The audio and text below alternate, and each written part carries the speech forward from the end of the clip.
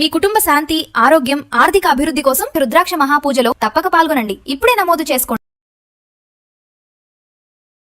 America visa పొందడం కోసం ఇక మీదట ఇంటర్వ్యూల నుంచి మినహాయింపు వస్తుందా?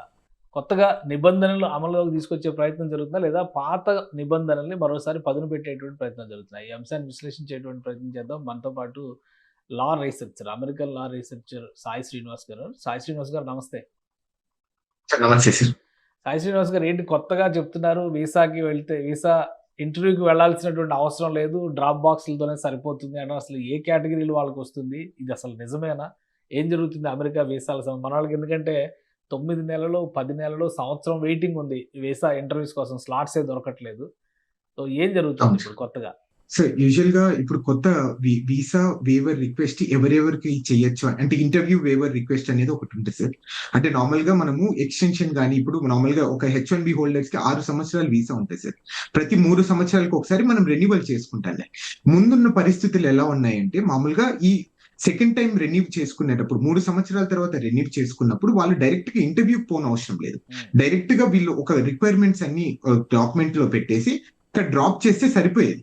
కానీ ఇప్పుడు ఏం చేస్తున్నాడంటే ఇది ఇంటర్వ్యూకి వెళ్ళాలి, ఇంటర్వ్యూ తప్పకుండా వెళ్ళాలి అని చెప్పడం జరిగింది. అంటే దీని ద్వారా అంటే మీరు చెప్పినట్టు మామూలుగా ఇప్పుడు అపాయింట్మెంట్స్ దొరకడం లేదు, మళ్ళీ రిజెక్షన్స్ ఏమన్నా వస్తాయి అనేది కొంచెం భయంగా ఉన్నారు సార్, ముఖ్యంగా మన భారతీయులు.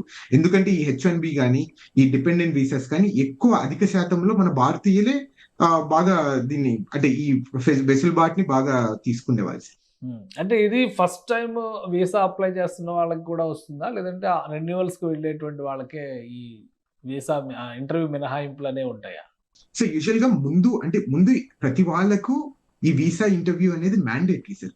ఈ కోవిడ్ టైంలో ఏమైపోయిందంటే కొంతమంది డిపెండెంట్ వీసాస్ కి అట్లనే రెన్యువల్స్ చేసుకునే వాళ్ళకు ఒక చిన్న వెసులుబాటు ఇవ్వడం జరిగింది. అంటే ఎందుకు కారణం అంటే ఆ రోజున్న పరిస్థితులు అంటే కోవిడ్ కారణం కానీ, ఇక్కడ ఉన్న స్టాఫ్ తగ్గిపోవడం కానీ, అంటే అధిక శాతంలో డబ్బులు ఏమన్నా ఎక్కువ ఖర్చు అయిపోతుందేమో ఈ వీసా ఇంటర్వ్యూలకు వల్ల పిలవడం వల్ల అనుకున్న కొన్ని సిచ్యువేషన్స్ వల్ల ఆ రోజు మనకు వెసులుబాటు ఇవ్వడం జరిగింది.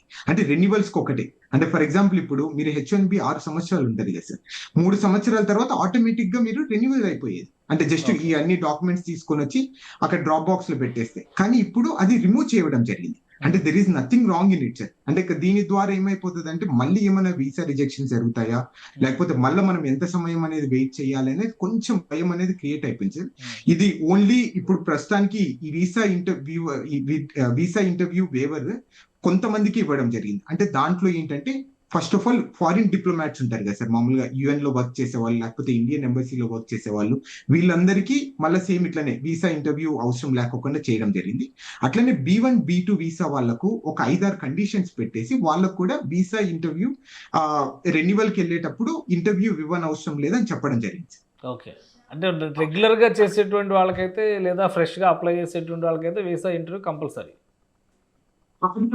సార్. అది ఎప్పుడైనా కంపల్సరీ. H1Bల పరిస్థితి ఏంటి? యూజువల్ గా H1B వాళ్ళు కూడా ఫస్ట్ టైం స్టాంపింగ్ కి వెళ్ళినప్పుడు తప్పకుండా వీసా ఇంటర్వ్యూకి వెళ్ళాలి సార్. సెకండ్ టైం వాళ్ళు రెన్యువల్ కి వెళ్ళినప్పుడు మాత్రము మామూలుగా అందరూ ఏం చేస్తారంటే డ్రాప్ బాక్స్ చేసేస్తారు. అన్ని డాక్యుమెంట్స్ అన్ని ఆల్రెడీ ఒకసారి మనం ప్రూవ్ చేసుకొని ఉంటాం కదా సార్ వీసా ఇంటర్వ్యూలో. అంటే మనం లీగల్ గానే ఉంటున్నాం, మనం లీగల్ గా అన్ని చేస్తున్నామని. సో వీళ్ళు కొంచెం సడలించడం జరిగింది. సర్లే సెకండ్ టైం వద్దులే, మీరు ఫస్ట్ టైం ఆల్రెడీ ఇచ్చేసారు కదా అని. కానీ ఇప్పుడు ఏం చేశారంటే సెకండ్ టైం కూడా మ్యాండేటరీ చేయడం జరిగింది. అంటే దీని ద్వారా ఏమైపోతుంది అంటే చాలా మంది ఇండియాకి రావాలనుకున్న వాళ్ళు కూడా కొంచెం తగ్గిపోతారు సార్. ఎందుకురా ఇప్పుడు మళ్ళీ వీసా ఏమైనా క్యాన్సిల్ అయిపోతే మనకి ఇబ్బంది పడిపోతాము, మన ఇంటర్వ్యూ మళ్ళీ ఏమైనా రిజెక్ట్ చేస్తారేమో అని కొంచెం ఆ భయం అనేది క్రియేట్ అయిపోతుంది సార్ దీనివల్ల. గ్రీన్ కార్డు వచ్చినటువంటి వాళ్ళకు కూడా గ్రీన్ కార్డు ఎప్పుడు క్యారీ చేయాలి, లేదంటే కనుక వెరిఫికేషన్ ఆఫీసర్స్ ఎంక్వైరీ చేసినప్పుడు దాన్ని ప్రొవైడ్ చేయకపోతే కూడా యాక్షన్స్ ఉంటాయని ఒక ప్రచారం జరుగుతుంది. ఇందులో నిజమెంత? అసలు ఇలాంటి రూల్స్ ఏమైనా ఉన్నాయా? సార్ ఇది ఆల్రెడీ ఎప్పటి నుండో వస్తున్న ఒక చట్టం సార్. అది section immigration and nationality act చట్టం ప్రకారం 246E క్లాస్ దాంట్లో క్లియర్ గా రాయడం జరిగింది. 18 ఏళ్ళు పైబడిన వ్యక్తి ఎవరైనా కానీ తప్పకుండా ఐడెంటిటీ ప్రూఫ్ క్యారీ చేయాలి. సో అది చేయకపోతే మీకు ఫెడరల్ మిస్డిమీనర్ గా తప్పకుండా మీరు ఛార్జెస్ ఫేస్ చేస్తారు అనేది ఆల్రెడీ రాయడం జరిగింది. అంటే ఇవన్నీ ఎందుకు తీసుకొని వస్తున్నారంటే సుమారు ఇక్కడ మనము 1,20,80,000 మంది ఇక్కడ ఆల్రెడీ ఉన్నారు సార్, వెల్ ఎస్టాబ్లిష్డ్ గా గ్రీన్ కార్డ్ వచ్చిన వాళ్ళు ఉన్నారు. సో వీళ్ళందరినీ మనం ఎలా మనము హోల్డ్ ఆన్ చేయాలి, వీళ్ళందరూ ఎలా ఐడెంటిటీ ప్రూఫ్ తీసుకొని రావాలి అనుకున్న ఒక ఇంటెన్షన్ తోనే ఇది జస్ట్ ఒక ట్వీట్ చేయడం జరిగింది తప్ప ఎక్కడే గానీ మనం దీని ద్వారా ఎక్కడే గానీ భయం క్రియేట్ చేయడం గానీ ఎక్కడే గానీ లేదు.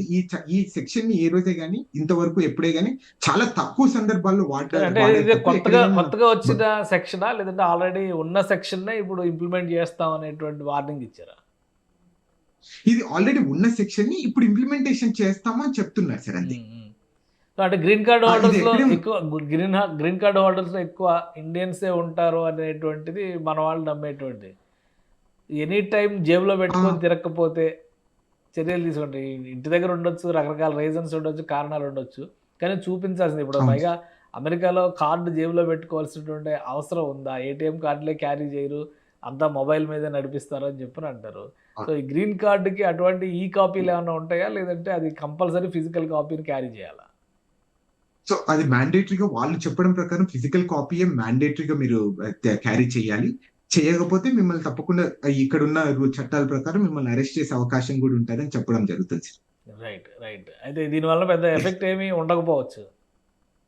అంటే ఇది జనరల్ గా జరిగే రూల్ ని ఈ రోజు మేము రెగ్యులర్ అంటే implementation ప్రొసీడింగ్స్ లో చేస్తాము బాగా అనే రెగ్యులర్ తప్ప- గా జరిగే ఎక్సర్సైజ్ గానే మనం చూడాలంటారా? రెగ్యులర్ గా జరిగే ఎక్సర్సైజ్ గా చూడాలి తప్ప మనం ఏదైనా ఇది భూతద్దంలో పెట్టి చూడాల్సిన అవసరం లేదు. కానీ మీరు అన్నట్టు ఇందాక మీరు అన్నారు కదా, అంటే ఇక్కడ మన వాళ్ళు ఏటీఎం కార్డులు క్యారీ చేయరు, ఇదేం క్యారీ చేస్తారు ఇవన్నీ, అంటే అది ఒక్కటి కొంచెం భయంగా క్రియేట్ అవుతుంది సార్ అంతే. ఎందుకంటే మళ్ళీ ప్రతిసారి క్యారీ చేసి అది ఎక్కడైనా పోతే అది మళ్ళీ అప్లై చేయడము ఎన్ని రోజులు పడుతుందని ఒక చిన్న భయం తప్ప ఎక్కడే కానీ మనం వరి కావాల్సిన అవసరం అయితే లేదు. రైట్. ఇక వీసా ఇంటర్వ్యూల విషయంలో మాత్రం రెన్యువల్స్ లోనే మినహాయింపులు ఎక్కువ ఉన్నాయి. ఫ్రెషర్స్ అయితే మాత్రం ఇంటర్వ్యూస్ ప్రిపేర్ అవ్వాల్సిందే, స్లాట్స్ కోసం వెయిట్ చేయాల్సిందే. అవును సార్. సార్ అంటే రెన్యువల్స్ కి మ్యాండేటరీగా ఇంటర్వ్యూ పెట్టడం జరిగింది సార్. ఓకే. అంటే రెన్యువల్స్ కూడా Yes. ఇంటర్వ్యూ మ్యాండేటరీ చేసేటువంటి ఇది ఉంది. అవును sir. Right. Thank you Sai Srinivas గారు విశ్లేషణ అందించినందుకు. ఇది అమెరికాలో కొత్తగా నడుస్తున్నటువంటి, కొత్తగా తీసుకుంటున్నటువంటి కొన్ని నిర్ణయాలు కొంత గుబులు రేపుతున్నాయి, కొంత ఆనందాన్ని నింపుతున్నటువంటి పరిస్థితి కూడా ఉంది. వీసా ఇంటర్వ్యూలకు సంబంధించి కొన్ని నిబంధనలను సరళతరం చేశారు. వాటితో పాటు కొన్ని కేటగిరీలకు మాత్రం మళ్ళీ ఇంటర్వ్యూలు కంపల్సరీ చేసినటువంటి పరిస్థితి. ఇక గ్రీన్ కార్డు నిబంధన కొంత గుబులు రేపుతుంది. అయితే ఇది రెగ్యులర్ ఎక్సర్సైజ్గానే చూడాల్సి ఉంటుందని చెప్పని సాయి శ్రీనివాస్ విశ్లేషిస్తున్నారు. ఇది స్పెషల్ డిస్కషన్. Keep watching.